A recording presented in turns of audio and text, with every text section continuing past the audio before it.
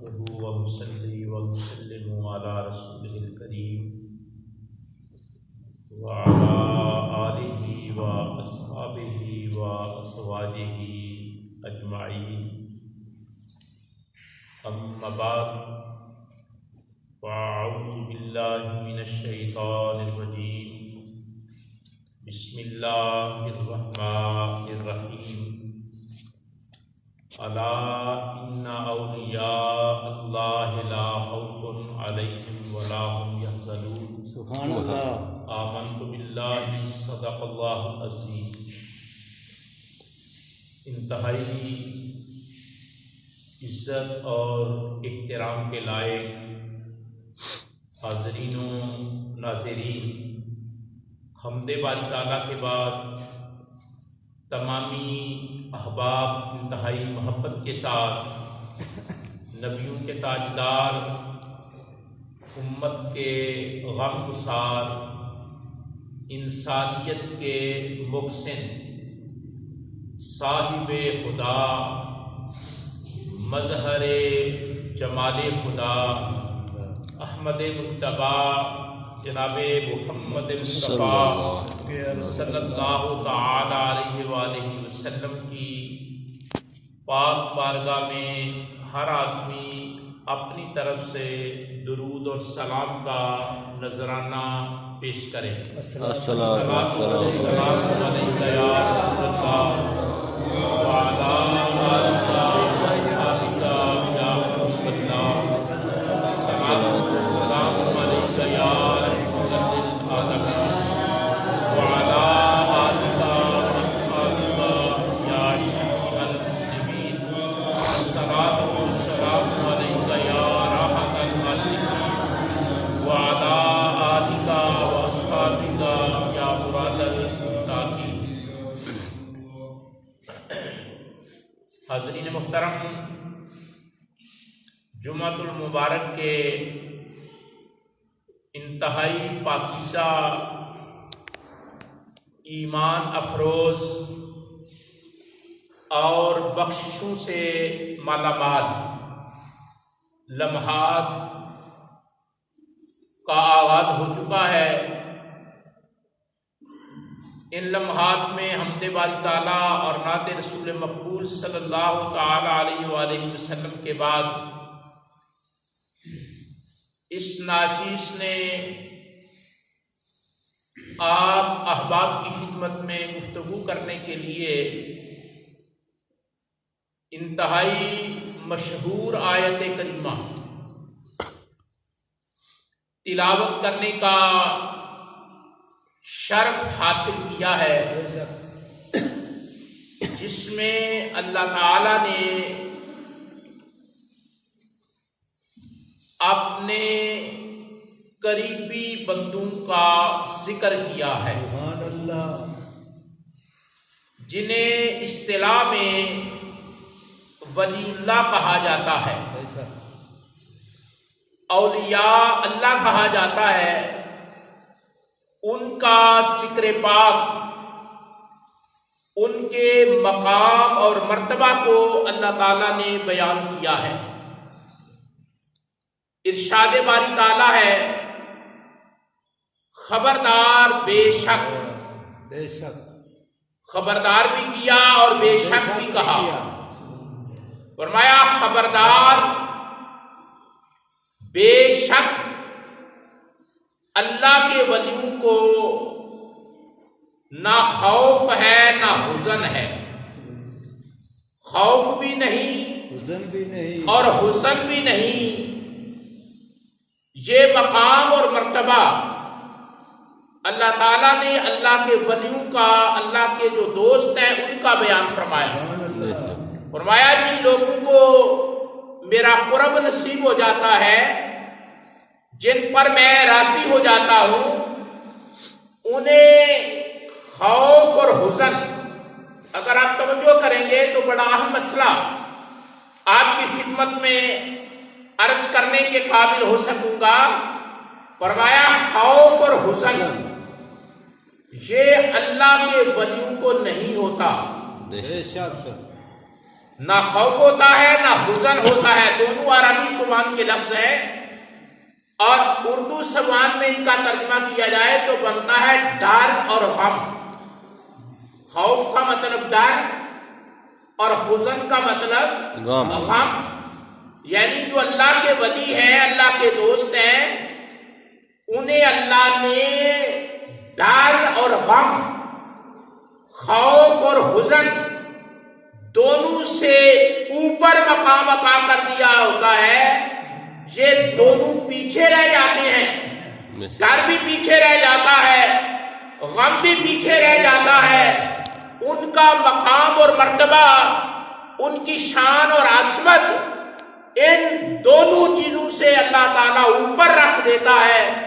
حضرت علامہ اقبال رحمۃ اللہ تعالیٰ علیہ نے اپنے خطبات کے اندر اس بات کو بیان کیا ہے کہ اللہ کا ولی, اللہ کا دوست, اللہ کا مقرب بندہ وہ ہوتا ہے کہ جسے اللہ تعالیٰ اپنے فضل سے, اپنے کرم سے, اپنی عطا سے, اپنی رحمت سے اتنا بلند کر دیتا ہے, اتنا بلند کر دیتا ہے, اتنا بلند کر دیتا ہے کہ ڈر اور غم, خوف اور حزن وہ نیچے رہ جاتے ہیں اور اللہ کے بندے کا مقام اور مرتبہ ان سے اوپر ہو جاتا ہے. بے شک بے شک یہ چیزیں نیچے رہ جاتی ہیں. اور جب آدمی ان دو چیزوں سے بچ جاتا ہے, یا اوپر ہو جاتا ہے یا بلند ہو جاتا ہے, یعنی اسے ڈر بھی نہیں رہتا, اسے غم بھی نہیں رہتا, تو یہ بہت بڑا مقام ہے. پھر فرماتے ہیں یہ مقام حاصل کیسے ہوتا ہے؟ بڑے بڑے گر کی بات ہے کہ یہ تمہیں کس طرح مقام مل سکتا ہے کہ ڈر بھی نہ رہے اور غم بھی نہ رہے. ڈر ہوتا ہے اپنی ذات کا اور غم ہوتا ہے دوسرے کی ذات کا. فرمایا کہ اپنی بھی فکر نہ رہے اور دوسروں کی بھی فکر نہ رہے. پھر یہ کام, یہ مقام, یہ شان, یہ عظمت مل کیسے سکتی ہے؟ تو فرماتے ہیں اس وقت ملتی ہے جب آدمی اپنے آپ کو, بڑا قابل توجہ جملہ ہے, جب آدمی اپنے آپ کو اور اپنے سارے معاملات کو, اپنی ذات کو اور اپنی ذات کے سارے معاملات کو اللہ کے سپرد فرما دیتا ہے, پھر نہ اسے ڈر رہتا ہے نہ غم رہتا ہے. بے شک بے شک بے شک. اپنی ذات کو اور اپنی ذات کے سارے معاملات کو اللہ کے سپرد کر دیتا ہے. قرآن مجید میں اس بات کو بیان کیا گیا ہے. فرمایا اللہم افوض امری الی اللہ, اے اللہ میں اپنے سارے معاملات تیرے سپرد کرتا ہوں. سبحان اللہ. یہ ایک نبی کی دعا ہے. ہم تو اپنے معاملات میں خود الجھے رہتے ہیں, اپنے معاملات سے خود تصادم کرتے رہتے ہیں, اپنے معاملات سے جھگڑتے رہتے ہیں, اپنے معاملات میں داؤ بیچ کھاتے رہتے ہیں. فرمایا جو اللہ کے ولی ہوتے ہیں, اللہ کے دوست ہوتے ہیں, وہ نہ اپنی ذات میں الجھتے ہیں نہ اپنی بات میں الجھتے ہیں, وہ ہر چیز اللہ کے سپرد فرما دیتے ہیں. اور جب آدمی ایسا کرتا ہے نا, اپنی ذات کو بھی اور اپنی بات کو بھی, اپنے سارے معاملات اللہ کے سپرد کر دیتا ہے, تو پھر اللہ بندے کو کامیاب کرتا ہے, رسوا نہیں کرتا. تاریخ شاہد ہے, پوری انسانی تاریخ اس بات کی گواہ ہے کہ جس نے بھی اپنی ذات کو اور اپنی ذات کے معاملات کو اللہ کے سپرد کیا ہے, اللہ نے اسے رسوا نہیں کیا, اس کو عزت عطا کی ہے, اس کو کامیابی عطا کی ہے اور اس کو مقام اور مرتبہ عطا کیا ہے. میں ایک مثال عرض کرتا ہوں, بڑی خوبصورت مثال ہے. حضرت ابراہیم خلیل اللہ علیہ السلام کا نام آپ سب نے سنا ہے. بے شک بے شک. آپ جانتے ہیں کہ آپ جد الانبیاء ہیں. اور آپ کی وجہ سے حضور کائنات میں آئے، آپ کی دعا کی وجہ سے سبحان اللہ تعمیر کعبہ کا شرف آپ کو حاصل ہے، بے شک بیٹے کی قربانی کرنا یہ عزت آپ کو حاصل ہے۔ سبحان اللہ تو آگ کو جب آگ میں ڈالنے کا وقت آیا، آتش نمرود کئی مہینوں سے آگ روشن تھی، محنت تھی، دشمن تیاری میں تھا، کاوش ہو رہی تھی کہ ابراہیم علیہ السلام ہمارے دین کو برا بھلا کہتے ہیں، ہمارے طریقے کو برا بھلا کہتے ہیں۔ یہ انسانی فطرت ہے کہ جب اسے ہدایت کی راہ دکھائی جائے، اس سے اچھی بات کہی جائے، سچ بیان کیا جائے، حق کی تلقین کی جائے، اور وہ جو جب ضرب اس کے مفادات کے اوپر لگتی ہے نا، تو وہ بجائے کہ ہار تسلیم کرے، اپنے آپ کو ٹھیک کرے، وہ مقابلے پہ اتر آتا ہے۔ وہ کہتا ہے میں اس کی مخالفت کرتا ہوں، اس نے بات کیوں کی ہے، اس کی یہ جرت کیوں ہوئی، ایسا اس نے کیوں کہا، یہ بات تو مجھ پر فٹ آتی ہے۔ جب ابراہیم علیہ السلام نے بتوں کو توڑا، برا بلا کہا، ان کو غلط کہا، بجائے اس کے کہ وہ ہدایت تسلیم کرتے، انہوں نے ابراہیم علیہ السلام کی مخالفت کی، اور مخالفت میں اس حد تک بڑھ گئے کہ آگ میں ڈالنے کا فیصلہ کیا، اور وہ چکھا، آگ کا الاؤ روشن تھا۔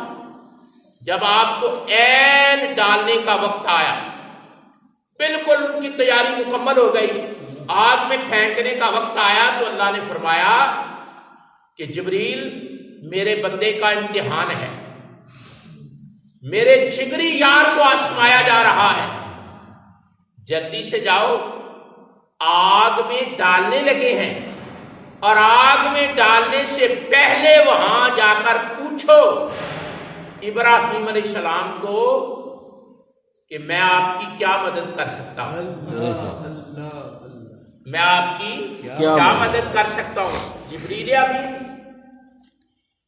فوراً آئے، اور آپ اس کی رفتار کا اندازہ کریں کہ چھری گردن پہ رکھی ہو تو کٹنے سے پہلے تھمبا لے کر آ جاتا ہے۔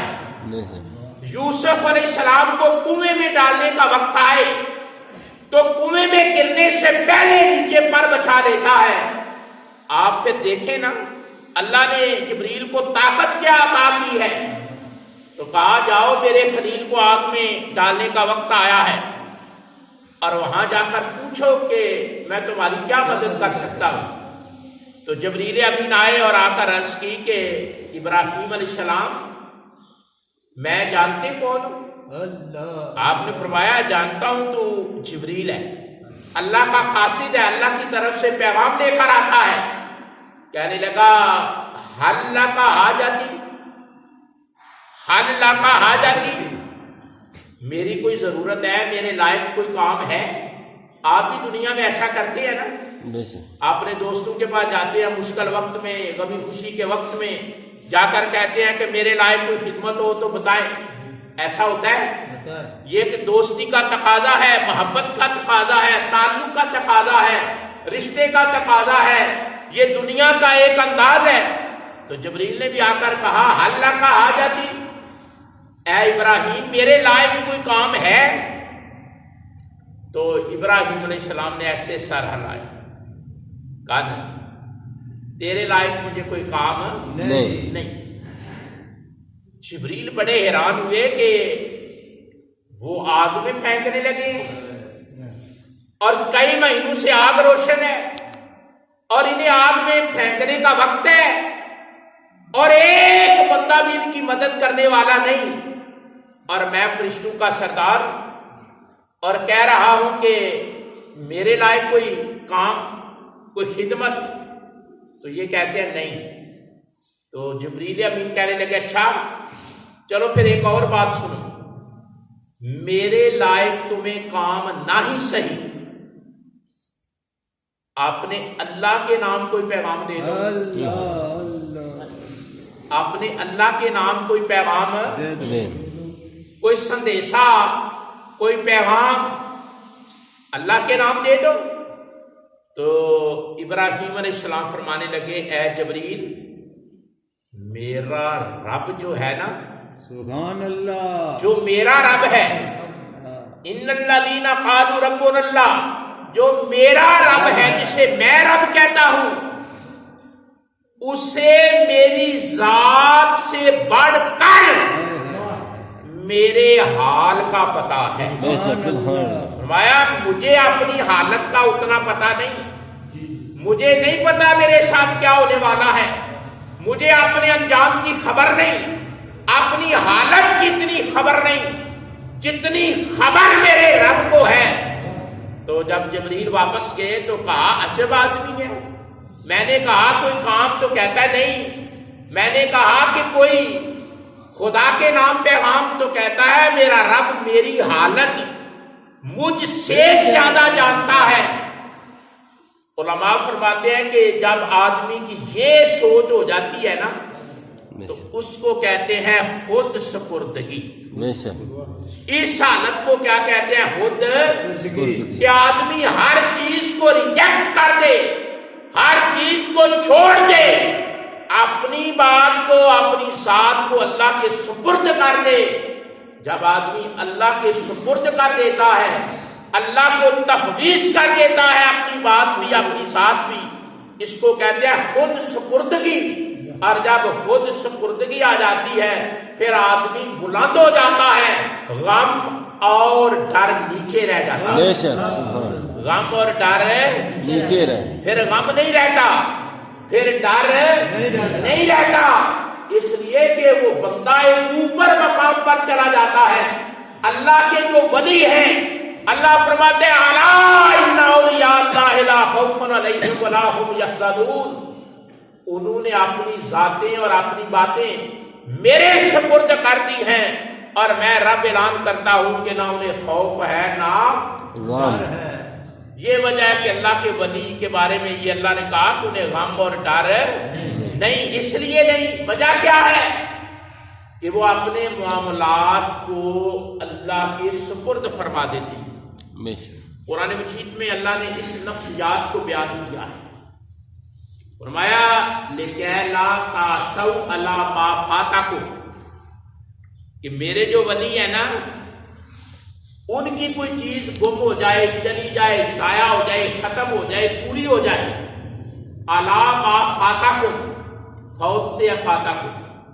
فرمایا ان کی کوئی چیز فوت ہو جائے، مطلب کیا؟ گم ہو جائے، ضائع ہو جائے، ٹوٹ جائے، چلی جائے، نقصان ہو جائے، وہ نا امید نہیں ہوتی، وہ نا امید نہیں، مایوس نہیں ہوتے، مرجاتے نہیں. کوئی چیز تھی وہ چلی گئی، مثال کے طور پہ بیٹا تھا فوت ہو گیا، یا کاروبار تھا نقصان ہو گیا، یا فصل تھی موسم نے تباہ کر دی. اللہ فرماتا ہے جو میرے معاملات، اپنے معاملات میرے سپرد کرتے ہیں نا، وہ کسی ایک چیز کے بھی ضائع ہونے پر مایوس نہیں ہوتے. اور دوسرا پہلو کیا فرمایا؟ فرمایا کہ اگر انہیں کوئی چیز ملے تو وہ ملنے پر زیادہ جشن نہیں مناتے، شکر کا انداز اختیار کرتے ہیں. سبحان اللہ. کون سا انداز اختیار کرتے ہیں؟ شکر کا. تو فرمایا کہ جب آدمی اپنے سارے معاملات، اس کو گاٹھا پڑ رہا ہے، اس کو نقصان ہو رہا ہے، بیماری آ رہی ہے، مشکلات آ رہی ہیں، امیری ہے، غریبی ہے، دکھ ہے، سکھ ہے، کوئی بھی انسان کو حالت درپیش ہے، اگر وہ اپنے آپ کو اللہ کے سپرد کر دے تو اللہ فرماتا ہے کہ اس لمحے غم اور ڈر نیچے رہ جاتے ہیں، بندے کا مقام اور مرتبہ اوپر چلا جاتا ہے. اگر یہ بڑی سوچنے والی بات ہے، اگر آپ اس پر توجہ دیں، تھوڑی دیر کے لیے سوچیں کہ کیا زندگی میں ایسا ہوتا ہے ہمارے ساتھ؟ ایک سیکنڈ کے لیے رکیے، دیکھیں، سوچیں جائزہ لیں، احتساب کریں، چیک کریں کہ کیا ہماری یہ روش ہے، ہمارا یہ طریقہ ہے کہ ہم اپنا ہر معاملہ اللہ کے سپرد کر دیں. ہم ٹریک سے اترے ہوئے ہیں، ہماری سوچ کا زاویہ تبدیل ہے، ہم ایسا نہیں کرتے. اگر کوئی ایسا کر لے تو یہ جسے ٹینشن کہتے ہیں وہ بھی ختم ہو جاتی ہے، جسے ڈپریشن کہتے ہیں وہ بھی ختم ہو جاتی ہے، جسے نفسیاتی مسائل کہتے ہیں وہ بھی ختم ہو جاتے ہیں. آدمی اپنے آپ کو اللہ کا بندہ سمجھے اور اپنی ذات اور اپنی بات اس کے سپرد کر دے تو اللہ فرماتا ہے میں رسوا بھی نہیں کرتا اور اسے نہ ڈرنے کی حاجت رہنے دیتا ہوں نہ غم کی حاجت رہنے دیتا ہوں. اللہ کے ولیوں کا یہ مقام اور مرتبہ ہے. اور یہ جو لفظ ولی ہے نا اکثر آپ سنتے رہتے ہیں، ہم نے تو یہ ملنگوں پر استعمال کرنا شروع، جو چوٹی کا ملنگ ہو شریعت سے باغی ہو ہم اسے ولی کہنا شروع کر دیتے ہیں. ہماری یہ مت ماری ہے اور اس ملنگ کی بات کو ہم ترجیح دیں گے، عالم آدمی کی بات کو ترجیح نہیں دیں گے، قرآن کی بات کو ترجیح نہیں دیں گے، حدیث کی بات کو ترجیح نہیں دیں گے، شریعت کی بات کو ترجیح نہیں دیں گے. ہم اپنے جیلی پیر کی بات کو، ان پڑھ پیر کی بات کو ترجیح دیں گے. وہ ملنگ جس نے دین کی دھجیاں اڑا دی ہیں اس کو کہیں گے یہ پہنچا ہوا ہے، یہ بزرگ ہے. او اللہ کے بندو قرآن مجید پڑھو، اللہ خود فرماتا ہے، اللہ فرماتا ہے میرے بندے تو وہ ہیں، اللہ کے ولی وہ ہیں جنہوں نے ہر چیز میرے سپرد کر دی ہوتی ہے، اپنی ذات کو بھی میرے سپرد کر دیا ہوتا ہے، اپنے معاملات کو بھی میرے سپرد کر دیا ہوتا ہے. اور جو اپنی ذات اور اپنے معاملات کو اللہ کے سپرد کرتا ہے وہ ایک بال کے برابر نہ خدا کی نافرمانی کرتا ہے نہ خدا کے رسول کی نافرمانی کرتا ہے. یہ ہو سکتا ہے؟ یار غور کرو نا، یہ ہو سکتا ہے کہ جس آدمی نے اپنے سارے معاملات اللہ کے سپرد کر دے وہ لوگوں سے ٹکے کٹے کرتا رہے؟ سوچو نا، وہ لوگوں سے مانگتا پھرے. اللہ کا ولی وہ ہوتا ہے جو اپنے سارے معاملات میں اپنا نگہبان اللہ اور اللہ کے رسول کو بنا لیتا ہے. آپ نے زندگی میں کوئی ایسا تجربہ کیا ہو، کیونکہ ہم جمعے کے موقع پہ کوشش کرتے ہیں کہ آپ تک کوئی سبق، کوئی انداز آپ تک پہنچایا جائے. آپ سے میں یہ پوچھ رہا ہوں کہ آپ نے زندگی میں کوئی ایسا تجربہ کیا ہو، کوئی ایسا ایکسپیریمنٹ کیا ہو کہ آپ کو کوئی ایسا لمحہ زندگی میں درپیش آیا ہو اور آپ نے یہ کہا ہو کہ میری ہر بات اللہ کے سپرد ہے. اگر کوئی ایسا لمحہ آیا ہے تو رزلٹ 100% آیا ہوگا کہ اللہ نے آپ کے سارے معاملات میں آسانی پیدا فرما دی ہوگی. یہ اپنی زندگی پر ذرا غور کیجئے، اپنی زندگی پر ذرا غور کیجئے، اور کوئی نہ کوئی موڑ اگر آپ کو روشنی کی طرح چمکتا نظر آتا ہے، چاہیے تو یہ کہ ہر لمحہ مومن یہ کام کرے، ہر وقت یہ انداز اختیار کرے کہ میں اپنے آپ کو اللہ کے سپرد کرتا ہوں. یہ دعا ہے قرآن مجید میں، اللہم انی افوض امری الی اللہ، اے اللہ میں اپنا معاملہ تیرے سپرد کرتا ہوں. مشکل سے مشکل وقت آ جائے،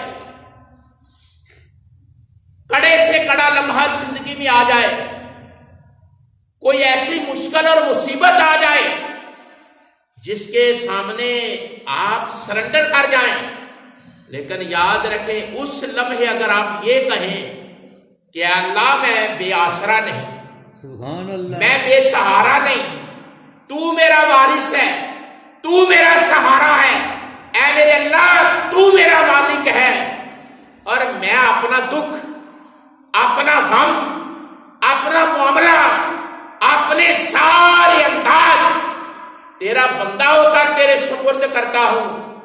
اللہ فرماتا ہے پھر میں کیا کرتا ہوں؟ سبحان اللہ. وہ جو غم اور ڈر ہوتا ہے نا اس کو نیچے کر دیتا ہوں اور اس بندے کو اٹھا کر اپنا بندہ بنا کر اسے مقام عطا فرما دیتا ہوں. بے شک. نعرہ رسالت، نعرہ رسالت. یہ تجربہ کبھی میں بڑی سادگی سے عرض کر رہا ہوں. یہ تجربہ اپنی زندگی میں کبھی کریں، کسی ایک بار ہی کریں، ویسے روز کریں، لیکن اگر ایک بار بھی کسی موڑ پر آپ یہ فیصلہ کر لیں کہ میرا معاملہ میرے اللہ کے سپرد ہے.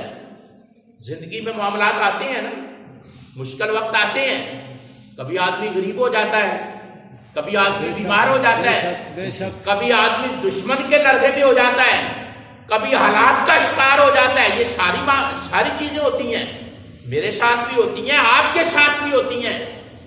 لیکن سرخرو کون ہوتا ہے؟ جو اللہ کے جو اپنے آپ کو اللہ کے سپرد کر دے. بے شک. اور یہ جو آیت ہے نا قرآن مجید کی، ہمارے استاد محترم علامہ صاحب جانتے ہیں، اکثر یہ آیت پڑھتے رہتے تھے. قل ان صلاتی و نسکی و محیای و مماتی للہ رب العالمین. کہ اللہ اور تو اور میری تو نماز، میری قربانی، میری زندگی، میری موت، یہ سارا کچھ تیرے لیے ہے. یہ ہے خود سپردگی، یہ ہے خود. یہ لفظ میں آپ کو بار بار یاد کروا رہا ہوں. قرآن مجید کا ایک عنوان ہے، ایک ٹاپک ہے قرآن مجید کا، خود سپردگی. کہ آدمی اپنے آپ کو اپنے مسائل کو، آسان سطح پہ لے لو، اپنے مسائل کو، اپنے ایشوز کو، اپنی پرابلمز کو، اپنے مشکلات کو، اپنے حالات کو، اپنے دکھوں کو، اپنے اندر کی کمزوریوں کو کسی اور کے سپرد نہ کرو جو تمہارا حل ہی نہیں کر سکتا. کیوں نہیں اپنے اللہ کے سپرد کرتے جو تمہارا مالک بھی ہے، تمہارا وارث بھی ہے اور تمہارے سارے معاملات کو جاننے والا اور سمجھنے والا بھی. ایسا ہونا چاہیے یا نہیں ہونا چاہیے؟ آدمی دلیر ہو جاتا ہے اس طرح کرنے سے، آدمی اس طرح کرنے سے دلیر ہو جاتا ہے. ہم جو بزدلی کا شکار ہوتے ہیں نا، ہم جو اندر سے ٹوٹ جاتے ہیں، کبھی آپ نے اور کیا ہو، ٹوٹنا چاہیے لیکن اللہ کے لیے ٹوٹنا چاہیے. وہ انگریزی زبان کا ایک بڑا خوبصورت جملہ ہے، اس کا ترجمہ عرض کرتا ہوں اور انگلش بھی عرض کر دیتا ہوں، لیکن آپ کے قابل ترجمہ ہے کہ اللہ کی ذات، God should realize broken things beautifully. اللہ ٹوٹی ہوئی چیزوں کو، ٹوٹے ہوئی چیزوں کو بڑے اچھے طریقے سے استعمال کرتا ہے. دل ٹوٹ گیا، جو میں کہنا چاہتا ہوں اس کو سمجھنے کی کوشش کریں. آپ کا دل ٹوٹ گیا، آپ کی سوچ ٹوٹ گئی، آپ کے ارادے ٹوٹ گئے، آپ کے خیالات ٹوٹ گئے، تو یہ نہ سمجھنا کہ یہ میرے ٹوٹے ہوئے خیالات، یہ میری بکھری ہوئی سوچیں، یہ میرا ٹوٹا من یہ بیکار ہو گیا. فرمایا نہیں، شکستہ ہو تو آسیز تر ہے نگاہ آئینہ ساز میں. دل ٹوٹے تو اللہ کو پسند ہے، خیال ٹوٹے تو تیرے رب کو پسند ہے، تیری سوچیں ٹوٹے تو تیرے رب کو پسند ہے. شرط یہ ہے کہ اللہ ولی الذین آمنوا، تیرے سینے میں دھڑکنے والا دل ایمان کی طاقت رکھتا ہو. یہ اتنی اعلیٰ چیز ہے، اتنی اعلیٰ چیز ہے کہ تیرا رب تجھے اپنا اس طاقت کی وجہ سے قرب عطا فرما دیتا. جسے اللہ کا قرب نصیب ہو وہ کبھی ناکام ہوتا ہے نہیں. اللہ فرماتا ہے میں اپنا قرب ایمان والوں کو دیتا ہوں. سبحان اللہ. کیا یہ جو میں نے کلمات پڑھے ہیں نا، اللہ ولی الذین آمنوا، اللہ فرماتا ہے میں اپنا قرب صرف وہ دیتا ہے، اپنا قرب اللہ اپنی محبت دیتا ہے، ہم سمجھتے نہیں، دیتا ہے وہ اپنی محبت، اپنا قرب بھی دیتا ہے، اپنے قریب کرتا ہے۔ قرآن ہے نحن اقرب الیہ من حبل الورید، کہتا ہے احساس کرو تمہاری شارک سے بھی زیادہ قریب ہوں۔ سبحان اللہ، پھر فرماتا ہے اللہ ولی الذین آمنوا، ایمان تمہارے سینے کے اندر ہو، قرب میں اللہ تمہیں عطا کروں گا۔ اس کا مطلب تو ہے نا وہ قرب دیتا ہے، وہ بندے کو قریب کرتا ہے، وہ بندے کو محبت دیتا ہے، لیکن شرط کیا ہے؟ شرط یہ ہے کہ تو اپنے اندر ایمان کے بیج کو سلامت رکھے، بے شک، ڈولنے نہ پائے، کیا نہ کرے؟ ڈولنے نہ پائے، ڈولنے نہ پائے۔ کیسا بھی منظر آ جائے زندگی میں قائم رہے، اور قائم کس بات پہ رہے؟ بے وقوفی سے نہیں، بے وقوف بن کر قائم نہ رہے، ہٹ درم بن کر قائم نہ رہے، صفاق اور صالح بن کر قائم نہ رہے، بلکہ اللہ کا بندہ بن کر اس پہ بھروسہ کر کے قائم رہے۔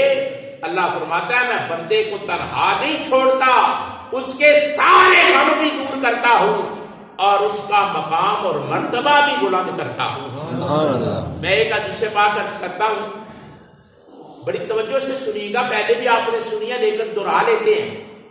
العلم بالتکرار، دہرانے سے علم آتا ہے۔ بے شک، جب آدمی کوئی بات دہراتا ہے، ریپیٹ کرتا ہے تو علم پختہ ہوتا ہے۔ العلم بالتکرار، علم کی کوالٹی یہ ہے ہمیشہ علم وہ سنتا رہتا ہے جس کو بار بار دہرایا جائے۔ اور العلم صید، علم شکار کی طرح آتا ہے۔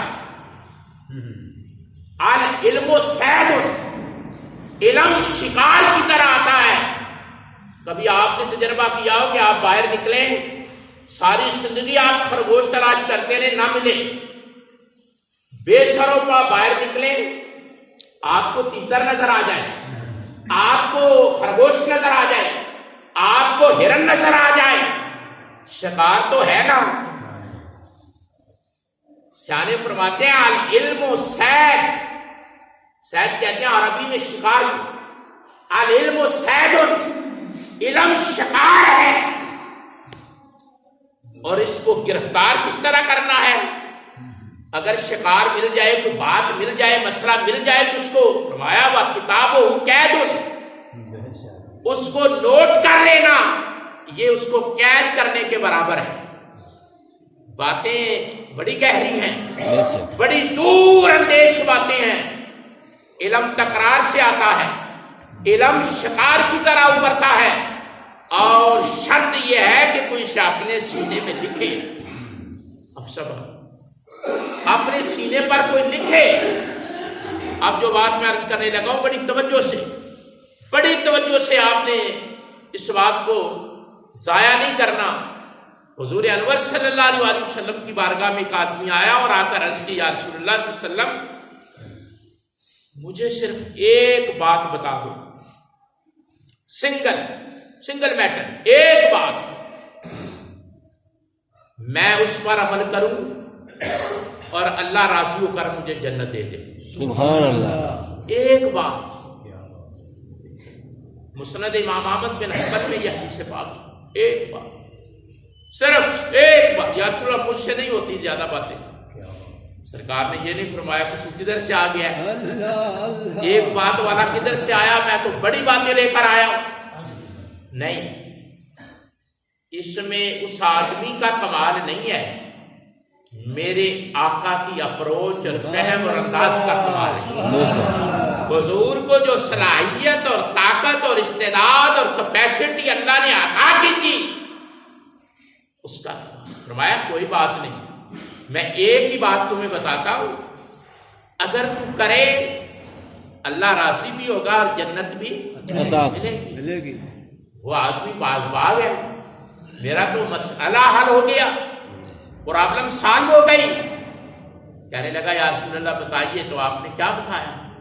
فرمایا کل میرے سامنے کہہ آمنت باللہ میں اللہ پر ایمان لایا. سبحان اللہ. بس اتنا کہہ کل آمنت باللہ کہہ لو تجدید ہو جائے گی. کل آمنت باللہ. آپ نے فرمایا بس تو یار کہہ دینا کہ میں اللہ پر ایمان لایا.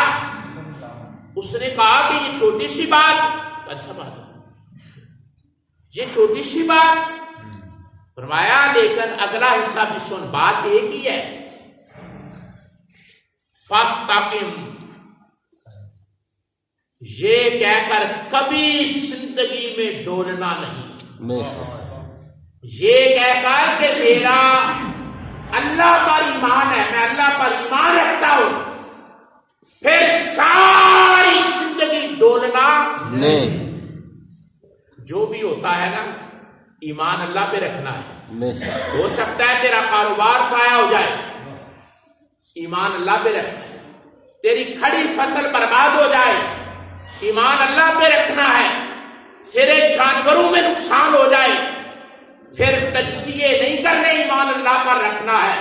فرمایا کہ جب آدمی اپنی زندگی کے حالات میں, اپنے زندگی کے نشیب و فراش میں, اپنے معاملات میں ہمیشہ نظر اللہ پر رکھتا ہے اور اپنے آپ کو اللہ کے سپرد کر دیتا ہے, میرا اللہ اسے رسوا نہیں کرتا. اس کے غم نیچے رہ جاتے ہیں, اس کے دکھ نیچے رہ جاتے ہیں. اللہ اس بندے کو مقام اوپر عطا فرما دیتا ہے. کبھی آپ نے,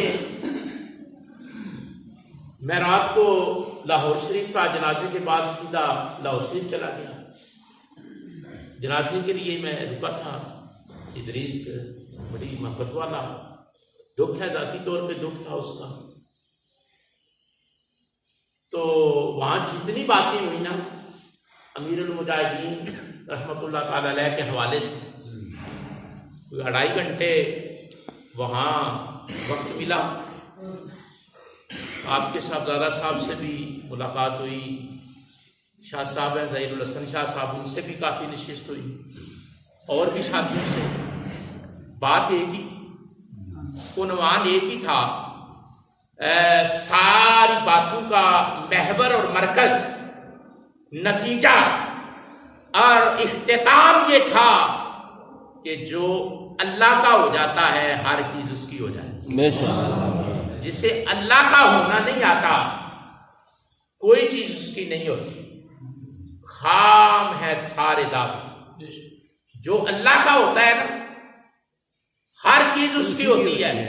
پھر کاروبار بھی اسی کا ہوتا ہے, پھر سیاست بھی اسی کی ہوتی ہے, پھر عزت بھی اسی کی ہوتی ہے, پھر ڈنکا بھی اسی کا بجتا ہے, پھر اپنے اور بیگانے سیلوٹ بھی اسے ہی کرتے ہیں. شرط کیا ہے؟ شرط ایک ہی ہے کہ جو اللہ اور اللہ کے رسول کا ہو گیا ہر چیز اس کی ہو. سبحان اللہ. کوئی غم اس کا بگاڑ نہیں سکتا, کوئی حالات اس کا بگاڑ نہیں سکتے. جو اللہ اور اللہ کے رسول کا فرما بردار ہو گیا. وہاں بیٹھے بیٹھے ایک حدیث پاک کا ٹکڑا تلاوت کیا گیا کسی دوست کی طرف سے, وہ عرض کر دیتا ہوں تبرک کے طور پر. فرمایا کہ یہ ایک آدمی چند سالوں میں تھوڑے سے عرصے میں 4-5 سال کے اندر ایک آدمی افق پہ چھا جاتا ہے, 4 دانگے عالم میں اس کا ڈنکا بجتا ہے, اور مقبولیت کا آسماں اور دیوی اس پہ مہرباں ہو جاتی ہے, اور پوری شہرتیں اور عزتیں اس پہ نچھاور ہو جاتی ہیں. پوری دنیا سے ایک ہی آواز آتی ہے کہ یار ساری باتیں چھوڑ دو. اس آدمی کے عشق نبی میں کسی کو شک نہیں, اس آدمی کے عشق نبی میں کسی کو شک نہیں.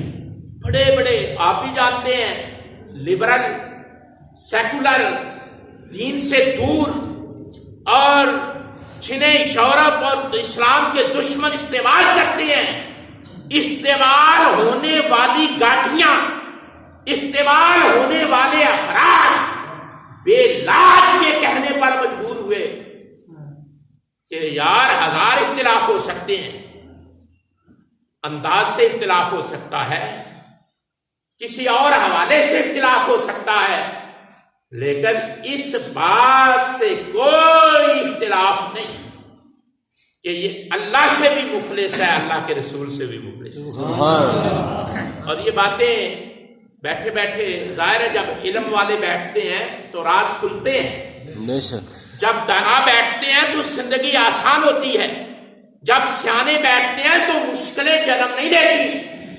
وہ چول قسم کے سیانے ہوتے ہیں جو مل کر بیٹھے اور لوگوں کو تنگ کریں۔ بات میری سمجھنے کی کوشش کریں۔ وہ بڑے ذلیل قسم کے سیانے ہوتے ہیں جو مل کر بیٹھے لوگوں کو تقسیم کریں، جو مل کر بیٹھے لوگوں کے لیے مشکلات پیدا کریں، جو مل کر بیٹھے لوگ اپنے مقاصد حاصل کریں۔ سیانہ ہمیشہ وہ ہوتا ہے جسے کسی کے پاس بیٹھنے کا موقع ملے تو لوگوں کے لیے آسانی تقسیم کرے۔ بے شک۔ بے شک۔ دانا کبھی بھی لوگوں کے لیے مشکل پیدا نہیں۔ یہ جو فتویٰ ہے نا، فتویٰ آپ نے کبھی زندگی میں کہا ہو یا ایسا ہوا ہو کہ میں نے فتویٰ لینا ہے، تو جو مفتی کورس ہوتا ہے نا، جو فتویٰ دینے کے قابل بناتا ہے، اس میں ایک شرط یہ بھی ہوتی ہے کہ فتویٰ آسان پہلو میں دینا، فتویٰ آسان پہلو میں دینا، فتویٰ دے کر زندگی کو تنگ نہ کرنا۔ ڈنڈی مارنے کی تو گنجائش نہیں، لیکن مشکل بھی پیدا نہیں کرنی۔ کوشش کرنی ہے کہ فتویٰ لکھتے ہوئے آسانی پیدا ہو، یعنی دین تمہیں آسانی دیتا ہے، اور وہ آسانی کون دیتا ہے؟ جسے دین کی دانائی حاصل ہے۔ جب علماء بیٹھتے ہیں، دانا بیٹھتے ہیں، علم حدیث پڑھانے والے، علم تفسیر پڑھانے والے بیٹھتے ہیں تو وہ مشکل پیدا نہیں کرتے، وہ زندگی کی راہوں کو آسانیاں عطا کرتے ہیں۔ حدیث پاک پڑھی گئی فَيُودَعُ لَهُ الْقَبُولُ، یہ لفظ میری کانوں میں رس بول رہے ہیں، پڑھا گیا فَيُودَعُ لَهُ الْقَبُولُ، کہ جو اللہ اور اللہ کے رسول کا ہو جاتا ہے، اللہ اس کی مقبولیت کے دروازے کھول دیتا ہے۔ یہ اللہ کی محبت کی پہلی علامت ہے۔ سبحان اللہ۔ مخلوق کے دلوں میں مقبول ہونا شروع ہو جاتا ہے، مخلوق کے دلوں میں دل اسے قبول کرنا شروع کر دیتے ہیں۔ فَيُودَعُ لَهُ الْقَبُولُ، کہا کہ یہ دیکھنا ہو، توجہ، یہ دیکھنا ہو کہ اللہ اس سے پیار کرتا ہے یا نہیں، یہ بندہ اللہ کا پیارا ہے یا نہیں، اللہ اس سے راضی ہے یا نہیں۔ فرمایا پہلی شرط یہ ہے فَيُودَعُ لَهُ الْقَبُولُ، اگر لوگ اس کو تسلیم کرتے ہیں تو سمجھ لو رب نے اس کو محبت عطا فرمائی۔ سبحان اللہ۔ نعرہ تکبیر، اللہ اکبر، نعرہ رسالت، یا رسول اللہ، علماء اہل سنت۔ زندہ باد۔ جس علمی شخصیت کو، کسی بزرگ کو، کسی اللہ کے ولی کو آپ قبولیت کا انداز دیکھیں، وہ کوئی بھی ہو، جب آپ یہ دیکھیں کہ لوگ قبول کر رہے ہیں، لوگوں کے دل بچھے جا رہے ہیں، لوگوں کے آنسو رکنے نہیں پا رہے، لوگوں کی محبتوں کا سیلاب تھمنے کو نہیں آ رہا، تو فَيُودَعُ لَهُ الْقَبُولُ، آمنہ کے لال نے فرمایا کہ کسی بندے کا قبول ہو جانا مخلوق میں یہ پہلی نشانی ہے کہ وہ اللہ کا پیارا بندہ ہے، سبحان اللہ۔ اللہ کا پیارا بندہ ہے۔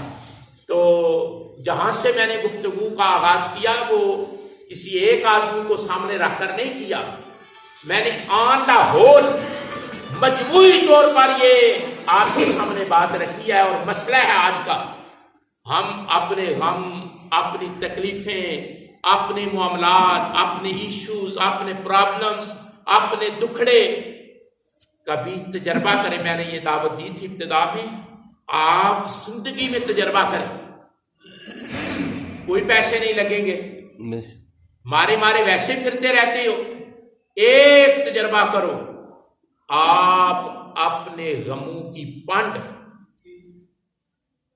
اپنے مسائل کا جکڑ اپنا ایک تجربہ کرو کہ اپنے رب کے سامنے کھولنا شروع کرو. یا اللہ تو میرا رب ہے لیکن مجھے یہ بھی ہے, مجھے یہ بھی ہے, مجھے یہ بھی ہے, مجھے یہ بھی ہے.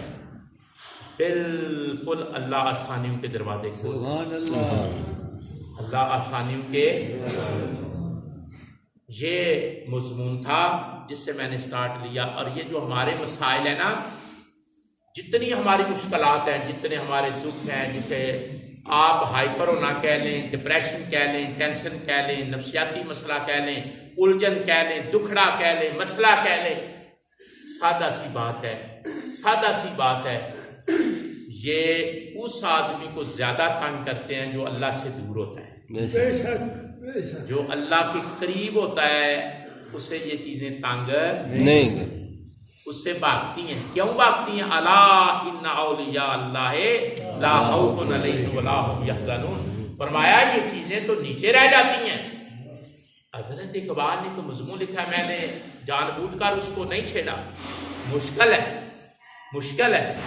اب کہتے ہیں ایتھیکل آئیڈیل پہ انہوں نے ایک مضمون لکھا ہے حضرت اقبال, اخلاق کی برتری. اخلاق کی برتری. یہ جو ہماری عادتیں ہیں نا, ایک وہ آتے ہیں جو ہم لوگوں کے سامنے اختیار کر لیتے ہیں, بھلے مانس بن جاتے ہیں, چپ ساتھ لیتے ہیں تو جناب بڑے مہذب بن جاتے ہیں. وہ اخلاق نہیں ہوتے. کوئی آدمی سامنے آیا تو اپنے آپ پہ طاری کر لی اور بڑے بننے لگے, اسے اخلاق نہیں کہتے. غیر ارادی طور پر, غیر ارادی طور پر آپ کا کوئی ارادہ نہ ہو, جو آپ کی عادت آپ سے نکل رہی ہے وہ آپ کا اخلاق ہے. بے شک. اگر آپ ارادہ کر کے کرتے ہیں وہ اخلاق نہیں ہے. یہ آپ اتنے متقی ہیں, اتنے پارسا ہیں, اتنے نیک ہیں کہ آٹومیٹکلی آپ کی عادتیں اچھی ہو گئی ہیں. اب آپ کو کوئی سوچنا سمجھنا نہیں پڑتا. آپ آٹومیٹکلی سیدھی راہ پہ چل رہے ہیں, سیدھا بول رہے ہیں, سیدھا تول رہے ہیں, سیدھا سلوک کر رہے ہیں. تو یہ اخلاق ہے. یہ کیا ہے؟ حضرت اقبال نے نا انبار لگا دی ہیں دلائل کی,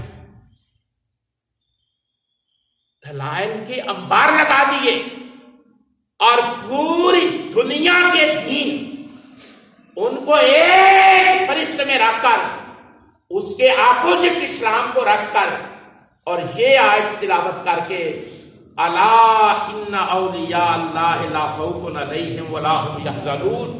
کہا میں نے تو یہ سیکھا ہے قرآن سے کہ جو اللہ کے قرب والے ہو جاتے ہیں وہ غموں سے بچ جاتے ہیں.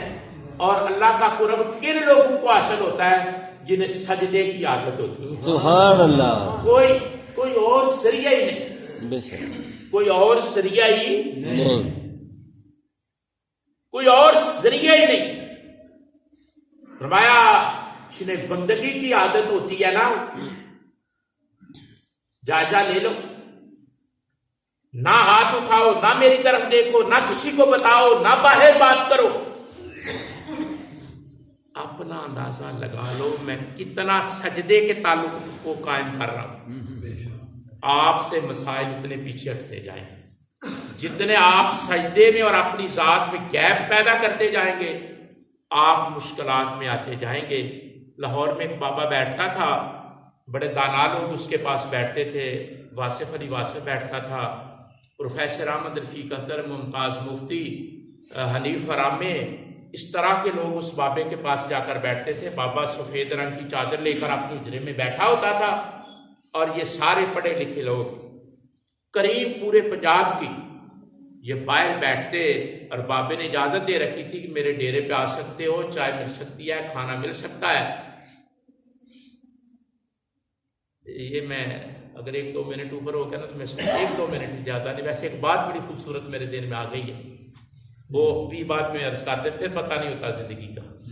دیکھیں وہ بابا کے ڈیرے پہ باہر لوگ بیٹھتے, انہیں چائے ملتی, کعوہ ملتا, کھانا ملتا, جو موسم کے مطابق ہوتا وہ ملتا, سیوا ہوتی بابے کے. لیکن بابا اندر سفید چادر لے کر نا بیٹھا رہتا, لیکن سنتا رہتا کہ پڑھے لکھے کیا کہہ رہے.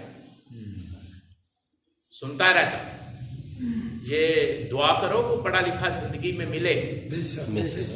پڑھے لکھے آدمی کے پاس اگر وہ بندے کا پتر ہو نا تو زندگی آسان ہوتی ہے, بے شک, خوبصورت ہوتی ہے. واشی نہ ہو, درندہ نہ ہو, بدباطن نہ ہو, دین کا تاجر نہ ہو تو زندگی آسان ہوتی ہے پڑھے لکھے آدمی کے پاس بیٹھنے سے. پڑھے لکھے آدمی بیٹھتے, بابا اندر بیٹھتا, بات ہوتی رہتی.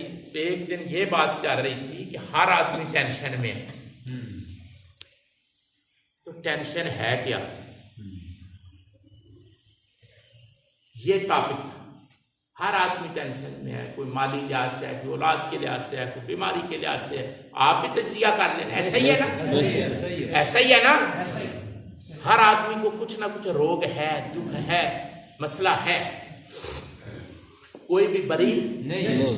تو وہ سارے سیانے جن کے نام میں نے لیے ہیں نا, حنیف رامے بھی تھا, بڑا دانا آدمی ہوا, میں نے اس کو بڑا پڑھا ہے.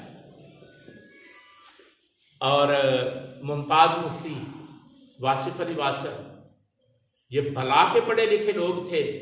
ان کے نظریات سے اختلاف ہو سکتا ہے لیکن اس میں اختلاف نہیں ہے کہ ان کی معلومات بڑی اعلیٰ درجے کی تھی. معلومات بڑی اعلیٰ درجے کی. بیٹھے بات کر رہے تھے کہ ٹینشن کیا ہے, تو فیصلہ نہ کر پائے, ایک نقطے پر نہ سیٹل ہو سکے, متفق نہ ہو سکتے ٹینشن کے. اتنے پڑھے لکھے دماغ ایگری نہ ہو سکے کہ ٹینشن. بابے نے بکل ماری ہوئی تھی, بابا باہر نکلا, کہا ہاں بھائی پروفیسر ہو, پڑھ لیا, سن لیا جی بابا جی آج تو بس پریشان ہے, مسئلہ حل نہیں ہو رہا. کہا کیا ہے, کہا ہم ایگری نہیں ہوئے, اتفاق نہیں ہوا کہ ٹینشن کیا ہے.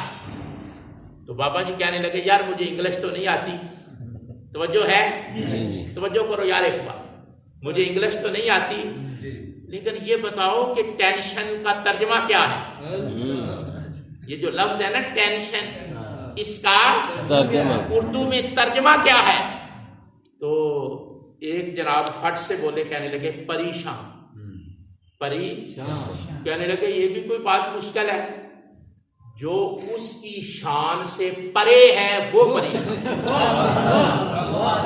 پریشان کہا وہ شان والا ہے, جو اس کی شان سے پرے ہے وہ پریشان. وہ سادہ سی بات میں نے آپ کے سامنے رکھ دی. وہ جو بات میں نے آپ کو بتانی ہے, میں نے کہا مجھے فوراً, یہ بھی وہاں ڈسکس ہوئی رات کو. بابا جی کے ابھی دیکھو جمعہ 8 دن نہیں ہوئے. جس طرح داتا صاحب کے یہاں رش ہوتا ہے نا, میں نے وہاں رات گزاری ہے, تو جس طرح داتا صاحب کے یہاں رش ہوتا ہے, یہ جو رات کی جمعرات کی 12 بجے وہاں سے نکلا, تو جس طرح داتا صاحب کے مزار پہ رش ہوتا ہے نا, اسی سے ملا جلا مجمع لگا ہوا ہے. کوئی آ رہا ہے, کوئی جا رہا ہے, کہیں سے ختم نبوت کا نعرہ لگ رہا ہے, کہیں سے الجہاد کا نعرہ, کہیں سے کوئی. وہ ساری رات دیکھنے کو دیکھا کہ کمال ہے. تو وہاں نا جب کھانا کھانے لگے نا, تو ایک آدمی کہنے لگا پہلے بھی اس کمرے میں کھایا تھا جہاں میر المجاہدین بیٹھتے تھے نا, اس کمرے میں بیٹھے, دسترخوان لگا, 5 آدمی تھے ہم. تو ایک آدمی بولا, کہنے لگا کہ پہلے بھی یہاں کھایا تھا. تو بس پھر وہ کل سوچنا ہوتی ہے, تو کہا گیا کہ وہ کھانا کھایا تھا, آج لنگر کھا رہے ہو. وہ کھانا آج لنگر. کھانے میں اور لنگر میں فرق ہے, کھانے میں اور لنگر میں فرق ہے. ممتاز مفتی لوگوں کو روٹی کھلایا کرتا تھا, ایسے روٹی پکاتا, باہر نکل جاتا, دیتا, لوگ کھاتے, مزدوروں کو دیتا, اپنے بندوں کو دیتا, کھلاتا. تو واصف علی واصف کو کہتا کہ یہ دیکھو میں لوگوں کو لنگر کھلا رہا ہوں. تو واصف علی نے کہا بابا یہ لنگر نہیں ہے, یہ روٹی ہے. لنگر وہ ہوتا ہے جو مرنے کے بعد کوئی کھلائے. سبحان اللہ. لنگر وہ ہوتا ہے جو مرنے کے بعد کوئی, یعنی آدمی مر جائے اور پیچھے سے اس کے نام کا کوئی کھلائے تو وہ لنگر ہوتا ہے. بابے کے نام کا لنگر چل پڑا. ہاں میں نے دیکھا رات کو, تو میں نے پھر یہ بات گوشت گزار کی. میں نے کہا وہ روٹی تھی, اب لنگر مرنے کے بعد چلتا ہے. لنگر مرنے کے پھر پتہ چلتا ہے کہ کون مرا, پھر پتہ چلتا ہے کہ کون دنیا سے گیا ہے. تو یہ باتیں آپ کی خدمت میں رکھیں کہ جو اللہ کے جتنا قریب ہوگا اتنے غم اس سے دور جو اللہ سے دور ہوتا جائے گا غم قریب آتے جائیں گے. فیصلہ آپ کے ضمیر کی عدالت میں ہے. آپ نے غموں کو پیچھے کرنا ہے یا قریب کرنا ہے. اگر آپ نے غموں کو لتاڑ کر اٹھنا ہے تو سجدے کا راستہ اختیار کر لو, بندگی کا طریقہ اختیار کر لو, اللہ کا طریقہ اختیار کر لو. اگر غموں کو گھیرا ڈالنے دینا ہے اور بت بن کے کھڑا ہونا ہے تو اس سے پرے ہو جاؤ. جو اس سے پرے ہوتا ہے وہ پریشان ہوتا ہے.